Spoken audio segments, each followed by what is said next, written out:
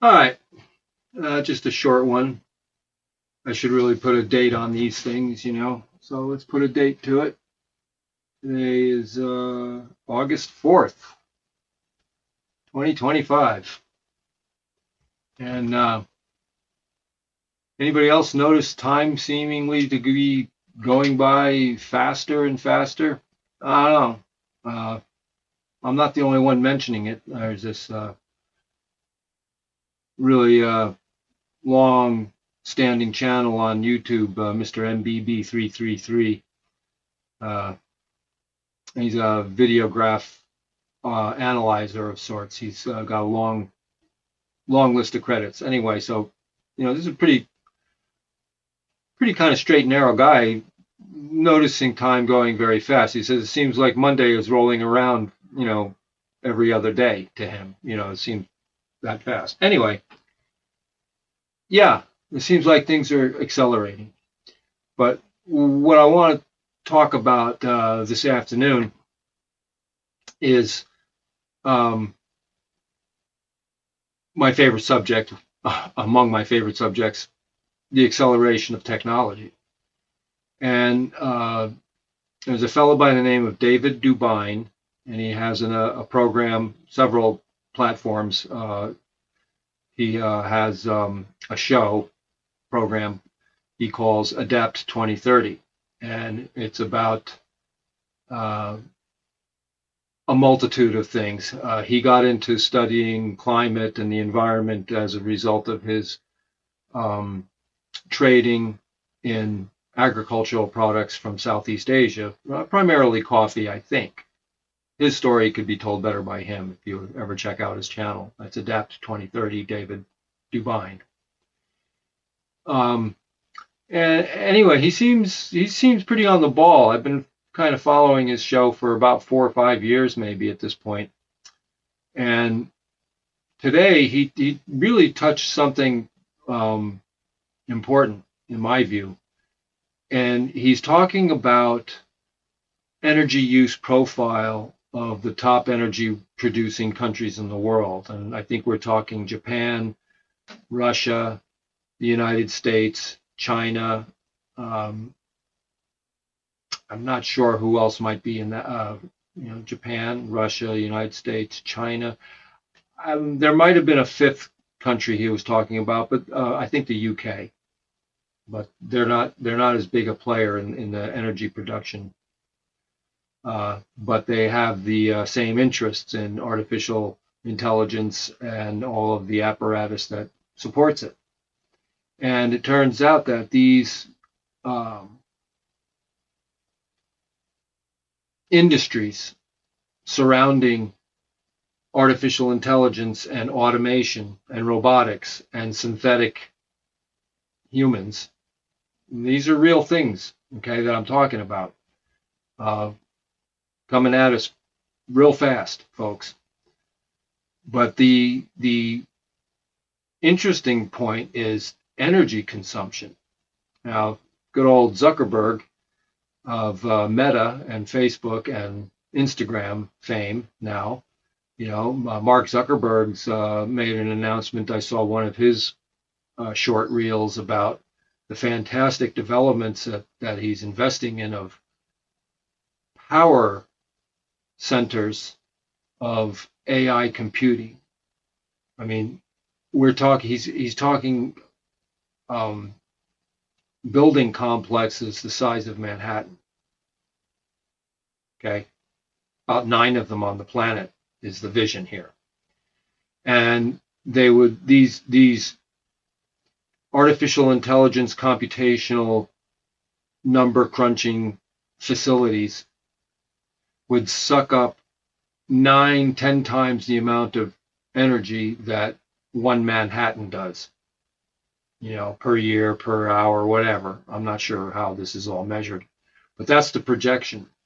Okay, I saw this about 2, 3 weeks ago, and it was alarming, and it was I almost did a show on it, but the point that I'm getting to is that David Dubine's show today really struck a nerve, because what he was describing was, is where are they going to pull the power from? Who do you think is going to be the winners and losers as the new growth industry of supercomputing and robotics and surveillance?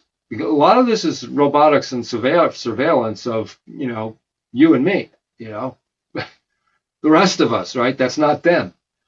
And, you know, that's where the transhumanism and the AI government, or the AI policing, or the AI robotics and industry converge. It all makes a confluence. It all circles in a maelstrom of energy consumption.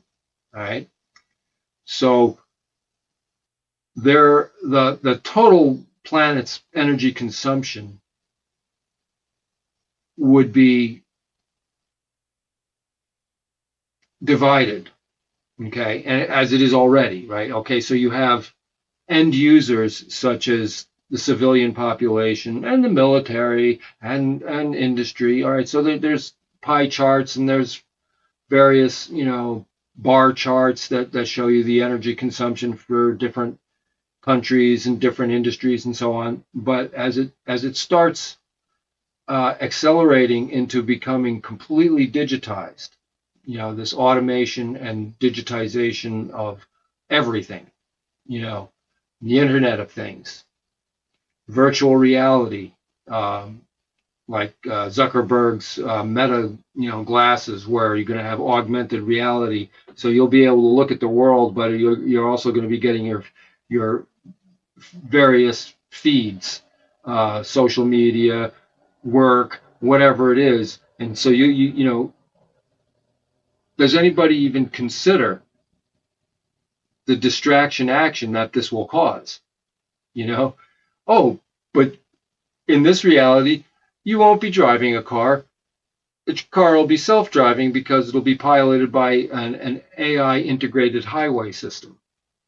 So this is massive amounts of power involved with this, massive amounts of power.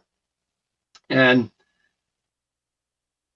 the unnecessary humans, which is what most of us are being, identified as, we're going to be, not taking hot showers, maybe even not getting cold water, because it all requires energy to service us. So the outcome of this is not looking good. It's looking actually quite terrifying. And I think there needs to be discussions in our political realms, with our representatives and with our governments around the world, is to put a stop to this, to put the brakes on it. I mean, it's alarming as hell that Trump is proposing 10 years of unlimited, unregulated, basically unmonitored development of AI control systems. Not that all control systems are bad, but when it comes to control of human populations, but then there's the scale of it. The scale of this control paradigm is mind-boggling. And the promise that we'll have this, kind of everything will be taken care of scenario. For one thing, I don't want everything taken care of. I want to take care of myself. And when I'm too old, I would like, to at least be taken care of by, friends or family, or however that works out. But I don't want to be taken care of by machinery. I don't want to be eating synthetic food. And that's where we're going, because in all of these synthetic creations, whether it's synthetic human bodies that we upload our consciousness to, if you can afford it, this kind of thing is really on the table. This is really, an agenda, and they mean business. None of it makes sense from the Norma and Norma normal point of view. normies, as they call us, right? Where do you get who are you selling to? Who's buying? What's all this consumption of raw materials to make all of these robotics and um, surveillance systems, and like I said, the Internet of Things, and even your money will be digitized, and oh, you haven't had correct thinking today, so you're not going to be allowed to have an extra 15 cents, digital cents to buy an ice cream cone. Sorry, George, not today. You have to improve your attitude towards the state, right? This kind of thing is real, all right? Our brains are electromagnetic. They have waves. And it's not science fiction anymore that our thoughts can, and dreams even, can be monitored or impacted or manipulated, including our perception. So these are serious things to think about as they're impacting us. I mean, this is actually impacting us now. And there's enough of the world that's still left intact, that hasn't been completely dominated by this agenda yet. But they're moving in that direction quickly. And they're going to have to produce massive amounts of electricity to power this electric reality, this digital reality that they want to create. I'm going to come back to this. I just wanted to make this a short, thought-provoking, poke at everybody to be aware. We have to enjoy nature. We have to be a part of nature, because we are a part of nature. Those of us that are still intact with our DNA, as actual, living, breathing human beings. And, it's more and more, it's becoming evident that we need to communicate with each other in a much broader manner, and be astute in our political pressure that we need to be putting on our representatives. We have to have perhaps natural human preserves, areas where the machine can't go. Humans and nature only zones. Not just nature for nature, no humans allowed, but humans who want to be natural in nature zones, protected from their mining, because these guys, this technology requires silicate metals, all right? Metallic silica metals. That's made from mountains of coal and mountains of pure high quality quartz, just for starters.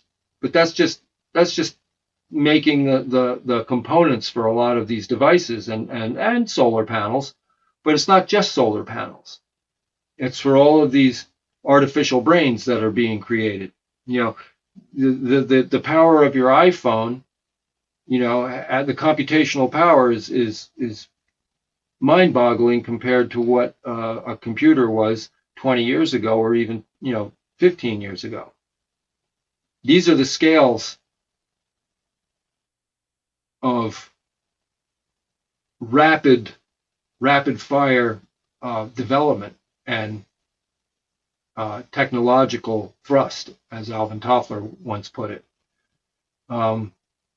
So energy production, global warming, all of that is just a distraction from where is the energy going to go? Who gets to have it? Who are the winners? Who are the losers?